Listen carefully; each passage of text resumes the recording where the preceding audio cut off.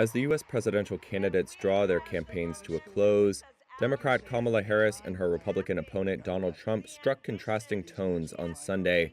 While Harris made her closing pitch to undecided voters in Michigan, Trump leaned into violent rhetoric and seemed more focused on revving up his base. In Pennsylvania, where Trump survived an assassination attempt in July, the former president on Sunday frequently abandoned his teleprompter with off-the-cuff remarks. At one point, he complained about gaps in the bulletproof glass surrounding him and mused that an assassin would have to shoot through the news media to hit him. And to get me, somebody would have to shoot through the fake news. And I don't mind that so much, because I don't mind that.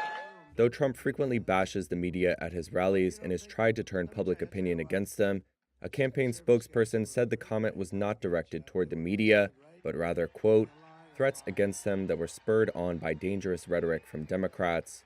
After a stop in North Carolina, Trump went on to a rally in Macon, Georgia, another of the 7 battleground states likely to decide the November 5th election.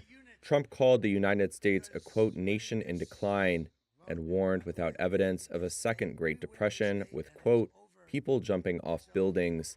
Meanwhile, Harris on Sunday was in the swing state of Michigan.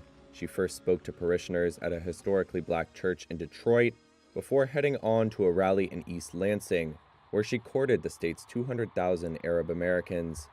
Harris started her speech with a nod to civilian victims of Israel's wars in Gaza and Lebanon. This year has been difficult, given the scale of death and destruction in Gaza, and given the civilian casualties and displacement in Lebanon. It is devastating. And as president, I will do everything in my power to end the war in Gaza. Reuters Ipsos polling shows that voters overall view both candidates unfavorably, but that does not appear to be dissuading them from casting ballots.